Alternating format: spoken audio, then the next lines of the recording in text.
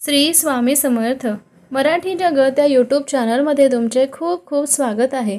आजच्या व्हिडिओमध्ये आपण कुळदेवतेची अशी कोणती सेवा करायची जी अगदी साधी आणि सोपी असते, अशी सेवा प्रत्येक घरामध्ये व्हायला हवी। ती सेवा कोणती तेच आपण आजच्या व्हिडिओमध्ये बघणार आहोत। चला तर मग व्हिडिओला सुरुवात करूया। तर कुळदेवता आणि कुळदेवी या आपल्या घराच्या रक्षणकर्ता असतात।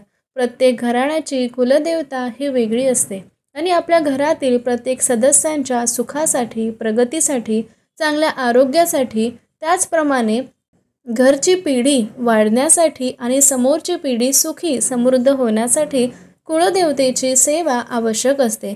कुलदेवीची सेवा करण्यासाठी घरामध्ये कुलदेवतेचा टाक आवश्यक असतो।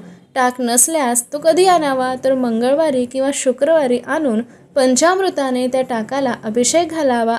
तर त्या टाकाला देवघरामध्ये स्वामींच्या डाव्या बाजूला तुम्हाला स्थापन करायचे आहे। हे नसल्यास तुम्हाला कुलदेवीचा एखादा फोटो तरी तुमच्या घरामध्ये आवर्जून असावा आणि स्वामींच्या डाव्या हातावर तो फोटो देवघरामध्ये तुम्हाला ठेवायचा आहे। हे तर प्रत्येकाच्या घरी असायलाच हवे, कारण कुलस्वामिनीचा फोटो आपल्या घरी फोटो असल्यास आपण पंचोपचार, सेवा, पूजाविधी, प्रार्थना हे आपल्या घरी सहज होतात आणि ते देवीपर्यंत पोहोचतात।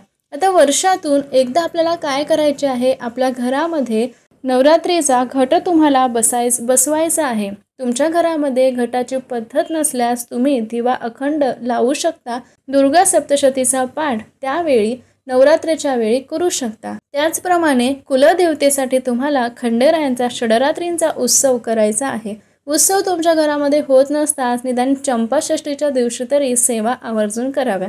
आता ह्या सर्व झाल्या वर्षातून एकदा करायच्या गोष्टी, पण दररोज असं काय करायचे, तर मंगळवार आणि शुक्रवार घरातील स्त्रीने उपवास करावा। दोन्ही वार करावा का, तर नक्कीच नाही। या दोन वारांपैकी कोणताही एक वार तुम्ही उपवास पकडावा, म्हणजे मंगळवार पकडू शकता किंवा शुक्रवार पकडू शकता, पण तो आवर्जून घरातील स्त्रीनेच पकडावा। पुरुषांना उपवास करायचा झाल्यास त्यांनी रविवारी करावा, कारण खंडेरायांची सेवा, आराधना, उपवास हे घरातील कर्त्या पुरुषाला करायचे असतात आणि खंडेरायांचा वार असतो रविवार, म्हणून स्त्रीला उपवास करायचा झाल्यास मंगळवार आणि शुक्रवारी करावे आणि पुरुषाला उपवास करायचे झाल्यास रविवारी आवर्जून उपवास करावा। वर्षातून 2 वेळा का होईना घराजवळील देवीच्या मंदिरामध्ये ओटी भरावी। तसं तर आपल्या कुलदेवतेच्या स्थानी जाऊन ओटी भरायची असते, पण कुलदेवता आपली तुळजापूर असल्यास फार आपल्या घरापासून लांब आहे। आपण नेहमी तिथे जाऊ शकत नाही, म्हणून आपण कुलस्वामिनीच्या नावाने घराजवळील देवीच्या मंदिरामध्ये ओटी भरावी। किमान वर्षातून एकदा किंवा दोनदा तरी ती ओटी भरली जावी। तुम्हाला रोज काय करायचं आहे, तर देवपूजा झाल्यानंतर गणपती बाप्पांची आरती करायची आहे आणि कुलस्वामिनीची आरती सुद्धा तुम्हाला करायची आहे। रोज हे 2 आरत्या तुम्ही नक्की कराव्या। त्याचप्रमाणे दुर्गा सप्तशतीचा एक पाठ महिन्यातून नक्की करावा। शक्य झाल्यास रोज 2 अध्याय दुर्गा सप्तशती ग्रंथाचे तुम्ही वाचू शकता। रोजची दुर्गा सप्तशती ग्रंथाची सेवा कशी करावी याविषयीचा एक वेगळा व्हिडिओ आहे, पण थोडक्यात तुम्हाला सांगते की रोज सप्तशती पाठ वाचायचा झाल्यास सुरुवातीला एक स्तोत्र वाचावे आणि सोबत 2 अध्याय वाचावे। दुसऱ्या दिवशी पुन्हा एक स्तोत्र वाचावे आणि पुढचे 2 अध्याय वाचावे। तिसऱ्या दिवशी पुन्हा एक स्तोत्र वाचावं आणि पुढचे 2 अध्याय वाचावे।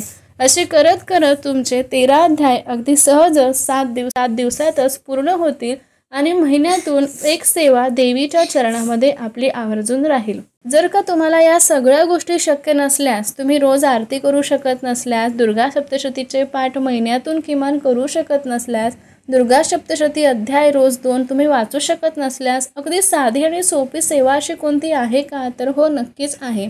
तुम्ही सकाळी किंवा संध्याकाळी रोज देवीच्या समोर बसून, म्हणजे आपल्या देवघराच्या समोर बसून तुम्हाला एक माळ नवार्णव मंत्राचा जप करायचा आहे। सोबतच सिद्धकुंजिका स्तोत्राचे पठण तुम्हाला करायचे आहे।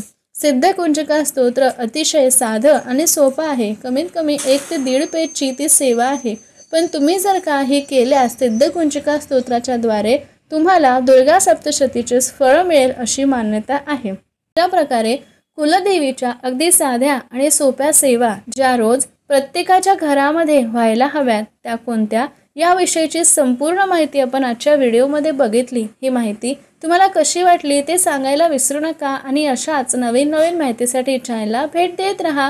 व्हिडिओ आवडल्यास नक्की लाईक करा। धन्यवाद।